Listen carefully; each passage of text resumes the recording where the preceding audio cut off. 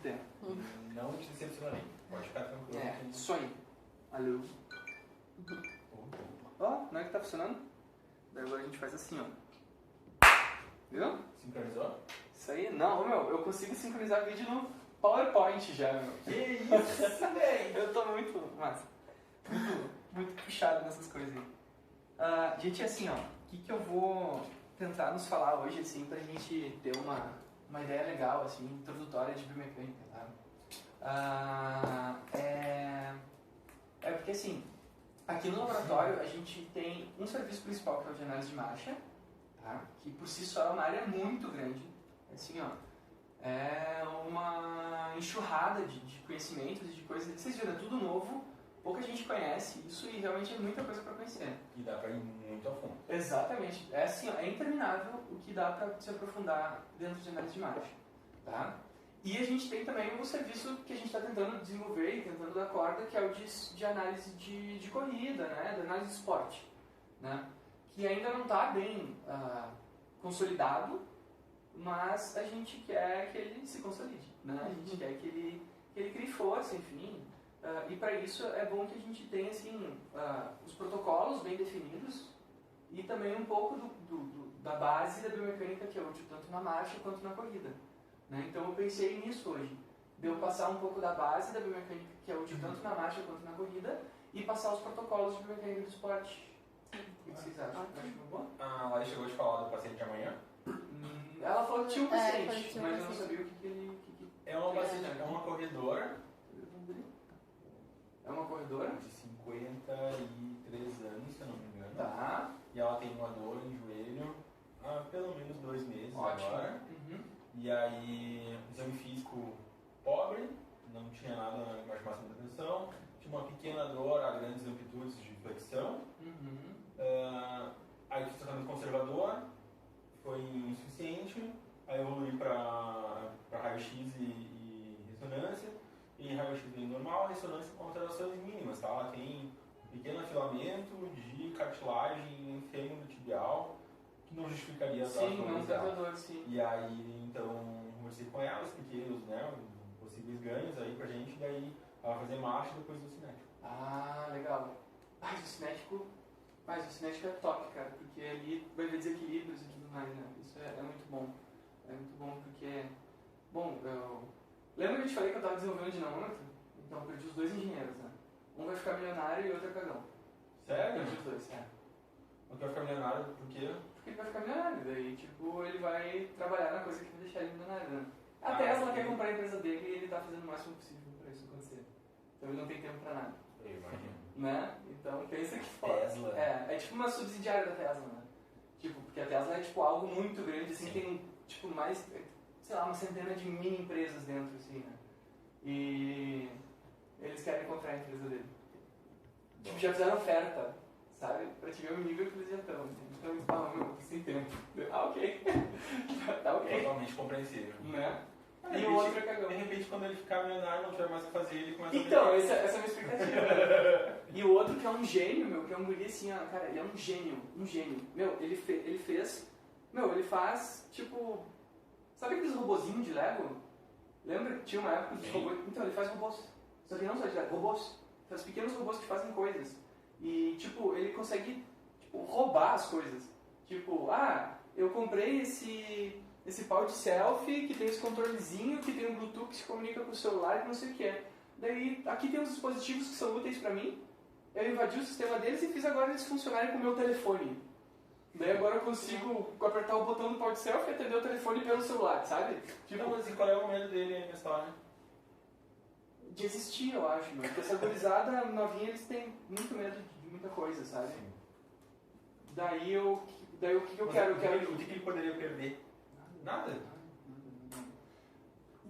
Enquanto ele tá com... Porque o que ia ser? Com ele, ia ser ele, o irmão dele e um outro guri. São fisioterapeutas.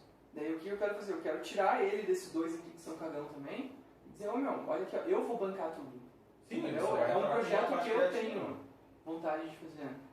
Né? E daí tu só faz. Mas ele... E faz um contrato ali de royalties. Né? Ou nem isso, faz só de prestação de serviço pra ele, né? qualquer contrato, meu, tá bom, eu só quero ter um produto, não é nem pra ganhar dinheiro, meu, é pra isso ter de forma acessível. É um dinamômetro para exame físico, né? Sim, ele fez impressora 3D, meu.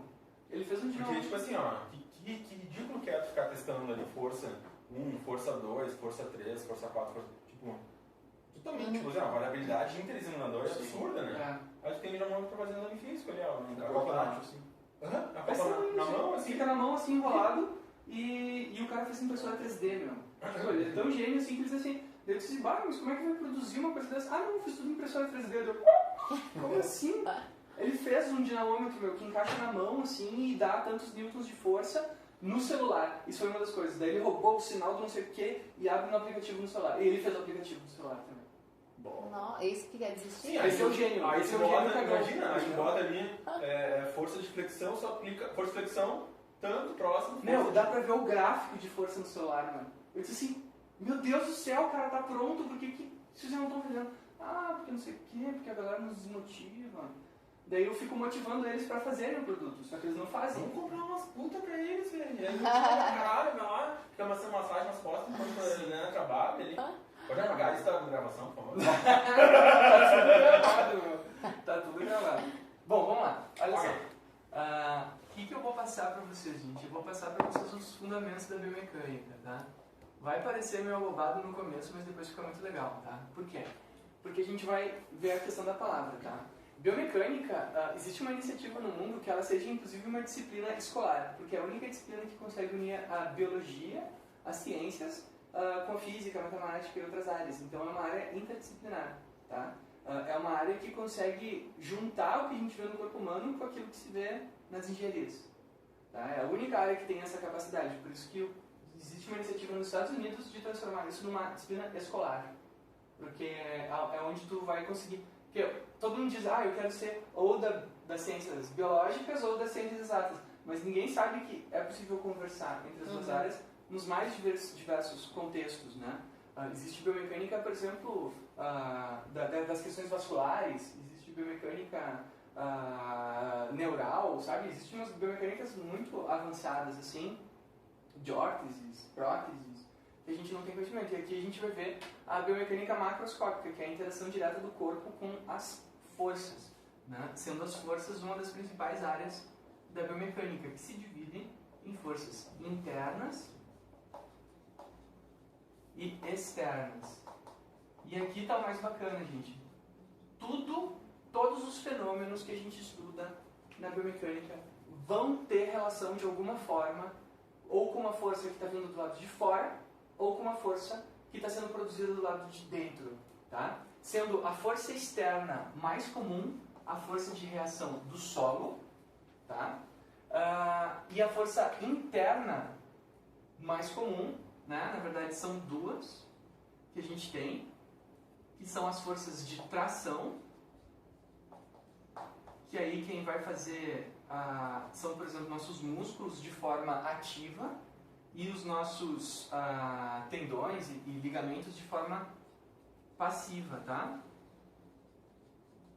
E as forças de compressão. Compressão, que aí quem vai estar manifestando essas forças são as bone to bone, ou seja, osso a osso, que é quando um osso encosta no outro, né? Por exemplo, o fêmur encosta no prototibial, a força fêmuro-patelar, quando a patela encosta no fêmur. Todas essas forças a gente chama de forças compressivas. Daí existe uma expressão em inglês que eu gosto, né? Que eu acho melhor do que em português, que é bone to bone, né? Que é osso a osso. Bone to bone. Bone to bone. Então, se a gente entende as bases da biomecânica, a gente consegue compreender quase todos os fenômenos que acontecem na biomecânica, tá? Por quê? Porque todos eles vão ter uma raiz dessas forças. Eles vão começar em algum tipo de força, tá? Por exemplo, ali na marcha, quando a gente vê a pessoa caminhando, tudo que a pessoa faz, tá? Serve para quê? Para que ela consiga gerar uma força suficiente para empurrar o solo empurrar ela de volta e ela permanecer de pé. E esse empurrão, ele vai ser sempre em duas direções. Antero-posterior, dois sentidos, duas direções, enfim. Antero-posterior e Perdão, 3, né? Antero-posterior. Lateral. Lateral e vertical, né? Então, vamos botar aqui 3, né? Lembrei porque eu queria falar que eram 2. Antero-posterior.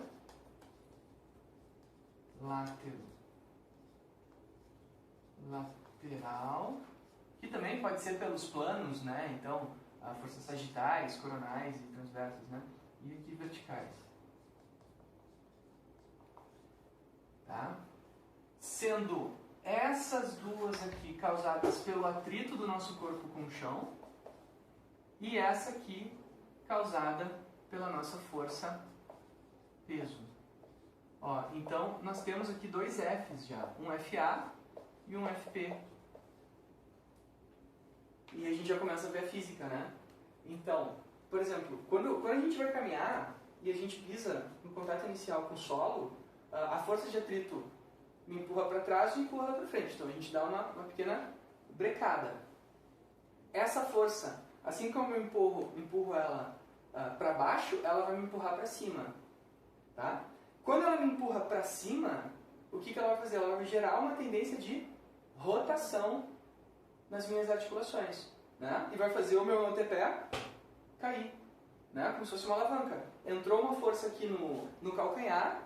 Né? Como o eixo está mais ou menos aqui na frente, está mais à frente do que a força, o que acontece? O meu pé cai porque girou nesse sentido. Então, essas forças, elas vão ter uma característica bastante interessante, que quando elas interagem com o corpo, elas vão gerar um torque. Então, sempre que a gente tem interação de forças com uma articulação, nós teremos torques, ou momentos articulares.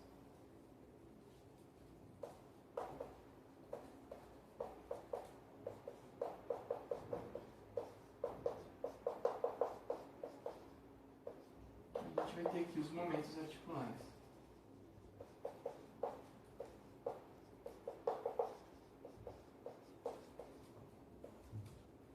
Que é nada mais momento, torque, é nada mais nada menos do que uma tendência de uma coisa girar.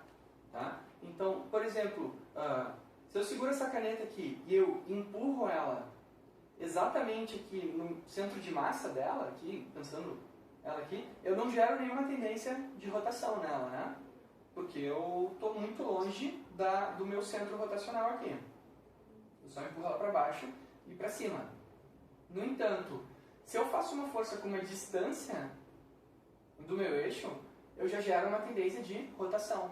Eu gero um momento. Então as minhas forças, quanto mais longe elas são aplicadas do eixo, mais tendência de girar aquele eixo elas geram. Né? É como se fosse uma porta. Por que a maçaneta da porta não é lá do lado da dobradiça? Porque se fosse muito próximo da dobradiça, eu não ia gerar tendência de rotação. Então, bota a dobradiça da porta aqui, empurra a porta aqui e a porta abre. Agora, se eu botasse a maçaneta aqui, ia ser muito difícil de fazer empurrar. Ou eu ia ter que fazer muito mais força para poder empurrar. Né? Então, a distância que a gente chama perpendicular, ou seja, a distância entre a força e a articulação vezes a minha força vai ser igual ao meu torque. Né? Então, a distância multiplicada pela força é igual à tendência de giro que eu estou gerando. Tá? Bom, Gui, para que serve isso? Bom, porque agora a gente pode começar a falar dos fenômenos, por exemplo, durante a corrida. Tá? Como é que a gente aplica isso aqui tudo agora à corrida? Eu vou usar o mesmo quadro, tá? Eu só vou usar daí outra cor para a gente preservar isso e ir construindo os raciocínios. Tá? Como é que a gente aplica isso tudo na biomecânica da corrida? Ou vamos botar assim, do esporte, né? Porque para não limitar só a corrida. Mesmo sendo a principal área hoje, a gente tenta não limitar. Bom, vamos primeiro entender o que acontece durante a corrida. Tá? Eu estou correndo, né? Tô lá. Quando eu piso no chão com o calcanhar, mesma coisa vai acontecer. O chão vai me empurrar para trás e vai empurrar o chão para frente. Se o chão não fizesse isso, é como se eu pisasse numa pista de gelo, eu ia escorregar para um espacato. Concorda? Sim. Então é importante que haja esse atrito me empurrando para trás. Se não houver, eu vou fazer assim, ó. Eu vou escorregar. Isso já aconteceu com vocês, após quando vocês estavam comendo, né? E dar escorregão. Por quê? Porque não houve atrito. Então o atrito é fundamental. Primeira força. Segunda força, eu vou empurrar o chão para baixo e o chão vai me empurrar para cima. Essa é a segunda força fundamental, porque daí eu vou causar agora uma reação a essa minha força peso, que vai ser o quê? Eu vou reagir, porque como essa força está muito grande me empurrando para cima e eu tenho uma força peso muito forte me empurrando para baixo, qual é a tendência? Eu desmoronar. Tá? Então, quem que vai produzir força internamente agora para que não haja desabamento do corpo? Quem que vai produzir força internamente?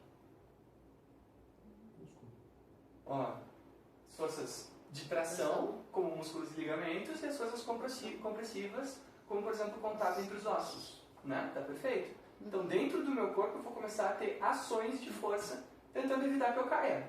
Que esse é o meu objetivo durante a corrida, ir para frente e não cair. Né? São dois objetivos simultaneamente. Então, o que a gente vai fazer? Ó, se eu, por exemplo, observar o cidadão correndo aqui, né? Imaginem a tíbia aqui, o fêmur aqui, ou segmento coxa e segmento perna. Num padrão de corrida, vamos começar com o mais tradicional, que é o padrão em reto pé, tá? Pisada com calcanhar. E aqui a perna que está em balanço, tá mais ou menos assim, né? Exagerando assim, nossa, tá bem comprida, né? Tá mais ou menos. É, isso aí, né? Tá mais ou menos aqui para trás. Olha só que bacana isso aqui, cara. Se eu entendo esse fenômeno, eu começo a entender quais são os problemas, tá? O que a gente tem aqui? A gente tem uma força que quando eu encosto o meu calcanhar no solo, ela vai me empurrar para trás e para cima. Não foi o que a gente falou? Né? Eu vou ter uma força de reação apontando para cima e uma força apontando para trás. A soma desses dois vetores vai ser o que a gente chama hoje de força de reação do solo. Que é aquela força que a plataforma de força mede. Ela mede o resultado do quanto eu estou empurrando, anterior-posterior ou mede lateralmente, lateral-lateral, com o quanto eu estou comprimindo a plataforma. É o vetor resultante. O vetor resultante. Ela vai me dar sempre o vetor resultante. Posso pedir ele decomposto? Também posso, mas ela vai me dar o vetor resultante. Que ela chama lá, né, de Y, Z e X. Aí vai depender da convenção de cada sistema, mas é X, Y, Z. Né? A soma desses três vetores vai dar o que a gente chama de força resultante. Se eu empurrar, por exemplo, a plataforma para o lado, ela vai me dar um vetor para cá. Se eu empurrar ela para o meio, ela vai me dar um vetor para cá, porque ela sempre vai ser contrária, né? Toda ação gera uma reação de igual magnitude e sentido contrário. Né? Então, ela vai gerar uma força exatamente igual, só que no sentido contrário. Tá? E aí, olha só, eu vou estar girando com essa força encostando aqui no calcanhar. Agora a gente pode olhar articulação por articulação para entender o fenômeno. E essa é a parte mais legal de todas. Deixa eu ver se está certa só a força. Não, aqui está errado. Tem que apontar um pouquinho mais para cá. Estou com um pouco de frio, para girar. Pode baixar um pouquinho, não tem problema. Aqui, produto. Talvez girar ou...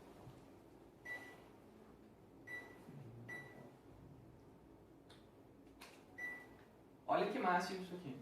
Entendendo aonde aponta a força de reação do solo, eu não preciso nem memorizar a ação de cada músculo que vai impedir o meu corpo de desabar e depois me auxiliar na propulsão. Tá? Por quê? Olha a força de reação do solo para onde ela está apontando. Tá? Se eu projetar ela está fazendo mais ou menos este caminho aqui. Tá? Concorda comigo? Né? Eu projetei ela para cima. Ela é um pouquinho mais para cima ainda, né? Mas é bom dar uma exagerada para tudo ficar bem claro. Pensem no pé como um segmento rígido, como uma coisa fixa. Eu sei que o pé tem articulações internas, mas aqui a gente construiu uma simplificação. Depois a gente vai ver aumentar a complexidade do modelo botando articulações no pé, por exemplo. Tá? Mas por enquanto vamos pensar assim. Se eu fizer uma força no pé, neste sentido no calcanhar, qual que é a tendência do pé em girar? Ele vai girar no sentido de uma flexão plantar ou no sentido de uma flexão dorsal? Qual que é o sentido que essa força está fazendo no meu corpo? O que vocês acham? Plantado? Plantar, né? Sim. Ó, Uhum. eu estou puxando o meu Vai calcanhar para cá. Uhum. Então o resultado vai ser a ponta do pé encostar para cá. Uhum. Sim? Porque o centro de massa é ligeiramente à frente do ponto de contato, né? Então essa tendência... Isso é uma coisa bem importante para depois entender os movimentos do pé durante a marcha e o funcionamento da panturrilha, enfim, do bicepcional. Isso vai aí. ser bem chave pra gente. Isso aí. Então, se eu entendo que aqui eu estou fazendo uma tendência de giro nesse sentido, né? Ou seja, eu estou gerando um torque. Ó as letras da matemática, né? A minha distância está para trás, eu estou fazendo uma força para cá, então eu estou gerando um torque nesse sentido. Uhum. Eu estou gerando um torque no sentido, tem a relógio aqui, no sentido horário, né? Desculpa. Um torque no sentido horário, então ele é um torque positivo, isso é uma convenção matemática, tá? Um torque positivo. Isso para essa pisada convencional, né? De calcanhar. Isso é para a pisada convencional. Uhum. No antepé vai mudar tudo. Sim. E isso é muito interessante também para a gente entender porque alguns problemas acontecem. Se a gente entende basicamente a força, a gente entende todos os mecanismos que envolvem. Cara, 50% das lesões que ocorrem no corpo durante uma prática esportiva, sabe? Só entendendo as forças que estão acontecendo ali dentro. Sentido positivo, que a gente vai chamar de torque flexor plantar, por exemplo, estou inventando uma sigla aqui, né? Na minha articulação do tornozelo. Então, torque positivo, flexor plantar na articulação do tornozelo. Sim? Quem que vai ser o músculo que vai tentar controlar essa plantiflexão na articulação do tornozelo? Ou o grupo muscular, né? Porque mais de um músculo aqui nos ajuda nesse efeito, de tentar controlar essa plantiflexão para que ela não ocorra descontroladamente. Quem já correu em descida Sabe? sabe. Que dói, né?